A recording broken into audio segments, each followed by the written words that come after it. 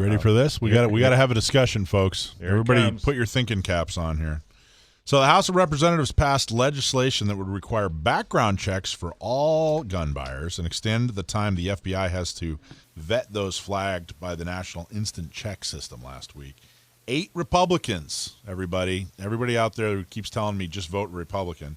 8 Republicans voted to advance the universal background legislation, while 1 Democrat, Representative Jared Golden of Maine, opposed it. 2 Republicans supported extending the length of checks from 3 to 10 days. Let me reread that.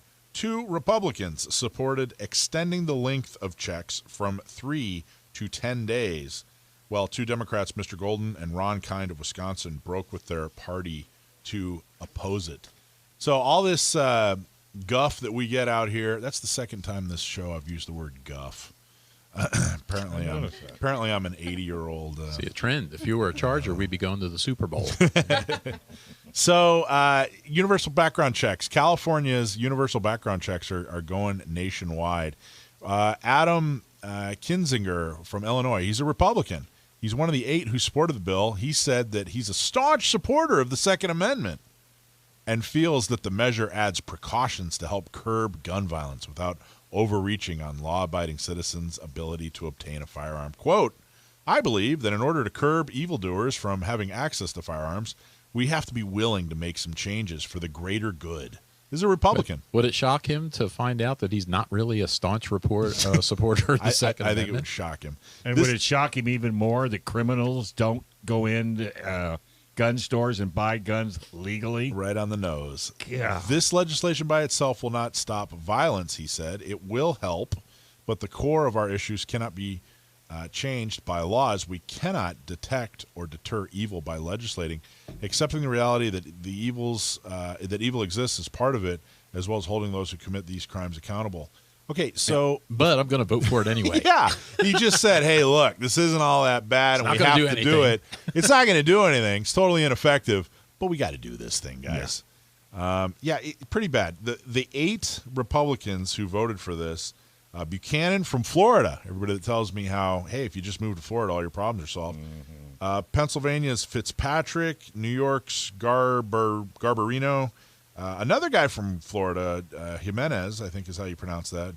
Kinzinger from Illinois. Another guy from Florida, Salazar. These are all Republicans. Smith from New Jersey. Upton from Michigan.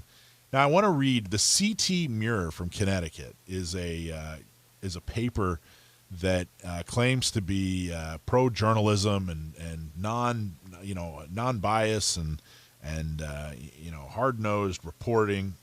They're fair and balanced. Fair and balanced. Here's how they started their story on this vote. Quote, for the second time since the slaughter of 20 school children and 6 educators in Connecticut, the U.S. House of Representatives voted Thursday to pass a bill requiring universal background checks for firearm purchases. For the first time, the House version is promised to vote on Senate. That's a nonpartisan news outlet that prides themselves on hard-hitting journalism and nonpartisan opinions.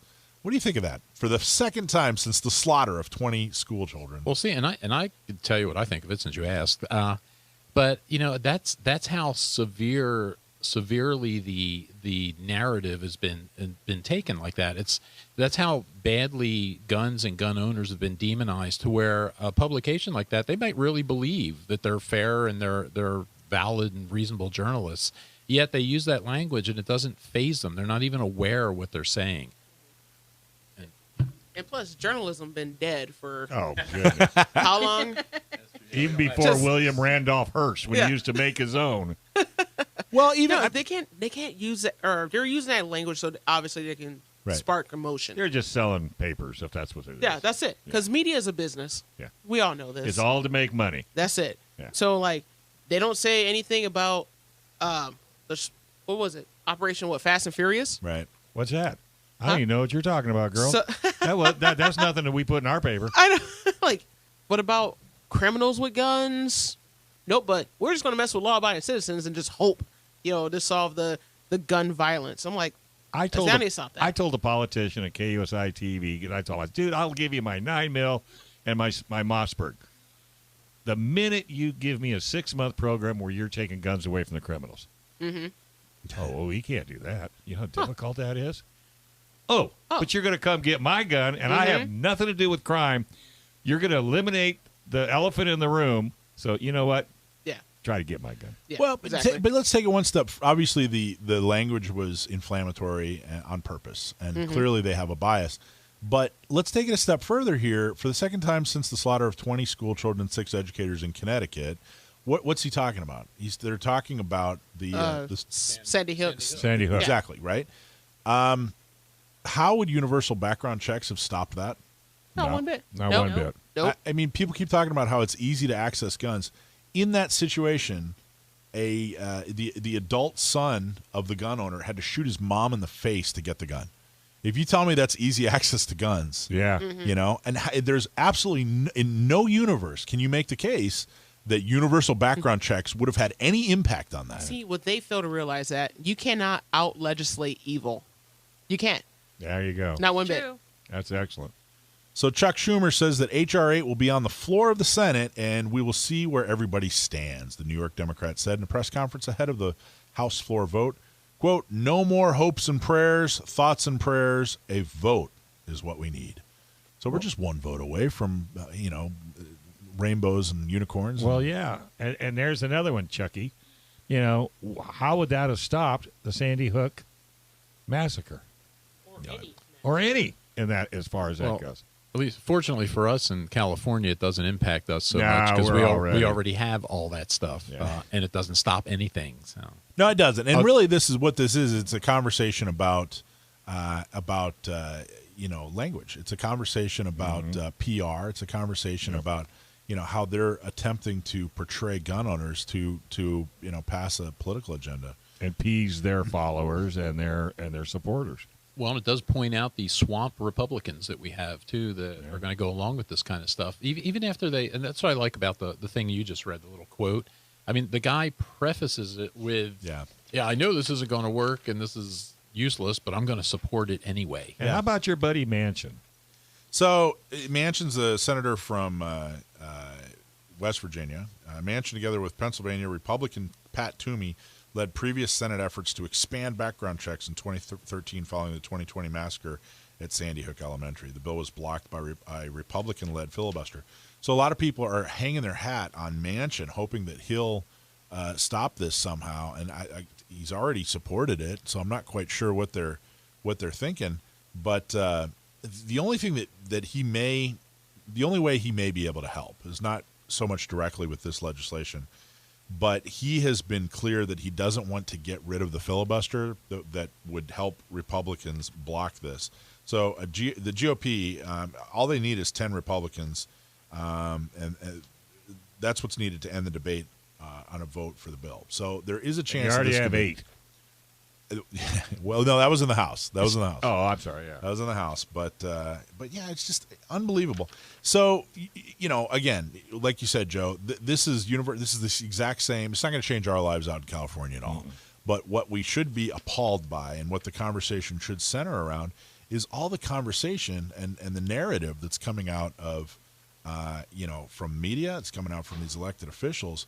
There's just no such thing as an issue anymore. It's all pure narrative. Mm-hmm. Well, and the other good thing too, or not the other good thing, but the other interesting thing is how the free states react to this. Because like we were saying, in California, it doesn't impact us so much because we already have all that stuff. But most of the states in the country do not have that stuff. And it'll be interesting to see how they react, their reaction to this, should this thing pass. 100% pure compliance. That's my prediction. I think you're absolutely correct. What? How? I already. It's funny because I already talked to my I already told my supervisors, like, hey, look, if I wake up a felon tomorrow, can I still come to work? They're like, yeah, we're short. I'm like, all right, cool. So, like, it's just going to create. I hate to say this, but whatever they decide to do, like whatever gun legislation they put down, there has to be an overreaction on our end as gun owners, no matter what. So that's why I feel like I wish I had more faith. I watched California California was just as, figuratively speaking, up in arms when all this stuff was happening in the late 90s, and then in 2000, and they expanded the assault weapons more. They were up in arms. Everybody said, oh, we're not going to stand for this. We're not going to comply. This is horrible. This is awful.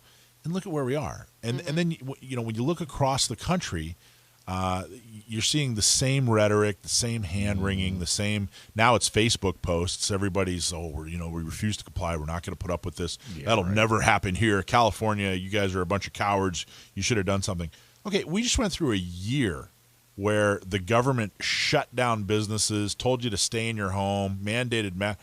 What happened? We compliance. Stayed at home. We wore our so masks. if you're gonna tell me that, oh no, this is it, this is the one where we're absolutely gonna stand up. Come on, I'm not buying it. And by the way, I'm not talking about violence. I'm not talking about overthrowing the government. And by the way, that didn't happen in Alpine. What didn't happen in Alpine? None of what you said. Right, we the didn't compliance stay in rate. our house. We did. We still went to restaurants. Well, and there were a number of states where it was not like it is out here either. Look at South Dakota. Well, yeah, and there was different levels of compliance or non-compliance, but like with the universal background checks, the big deal with that is private party transfers, right? That's right. Really what that's going to impose. Gun shows. But that kind of stuff is usually done at a state level. That's where that happens. That's why we have it out here. And a lot of these states, if they wanted it, they would have done it. So I'm going to be curious to see how the state, not private citizens, but how the states react to it. Mm-hmm. We'll see. We will. Well, it'll be interesting to see too. I gotta be honest with you. I don't know if they're going to be able to successfully make the case that expanded background checks are unconstitutional. I don't know if there's a court out there that'll. I don't know if there's a strong enough case that a court will abide by that. I guess we're going to find out. But if universal background checks were already unconstitutional, then California's had that for decades now. Mm-hmm. Decades. Yeah. And right now they don't follow the law anyway. They do what they want to do. Just because it's on a piece of paper, that doesn't mean anything to these people. I know, like our Constitution. Thank you very much. Thanks for watching this clip from Gun Owners Radio. You can watch us live every Sunday from 4 to 6 p.m. California time, right here on our YouTube channel, or if you're in the San Diego area, you can listen to us on 1170 a.m. We're also available on your favorite podcast platform for free. Don't forget to like and subscribe so that you can help restore and protect the Second Amendment, not just in California, but across the country.